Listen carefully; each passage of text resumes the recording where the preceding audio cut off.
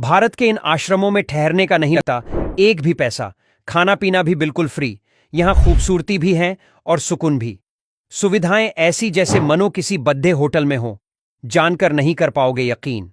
Number 1, Gita भवन, आशिकेश। आशिकेश एक बहुत ही सुंदर जगह है।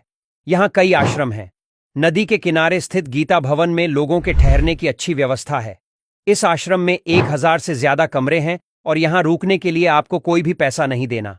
आश्रम में लक्ष्मी नारायण मंदिर, एक आयुर्वेदिक विभाग और एक लाइब्रेरी है।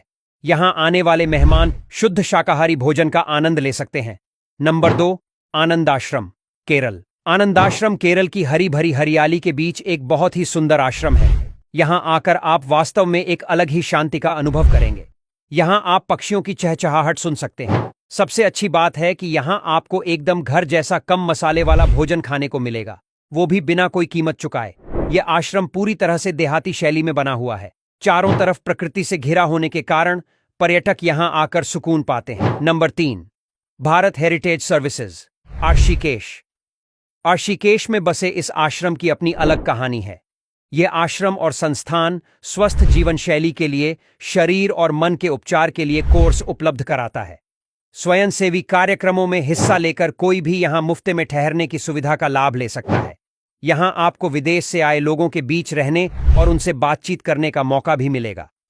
अच्छी बात यह है कि आश्रम स्वयंसेवी गतिविधियों में भाग लेने वालों को सम्मान प्रमाण पत्र भी प्रदान करता है। Number 4, Isha Foundation, Coimbatore. अक्सर आपने तस्वीरों में काले रंग के पत्थर की शिवजी की विशाल मूर्ति देखी होगी। दरअसल मूर्ति स्थापित है कोयम्बट्टर के ईशा फाउंडेशन में। वेलियांगिरी पहाड़ों से घिरा यह सद्गुरु का आध्यात्मिक केंद्र है।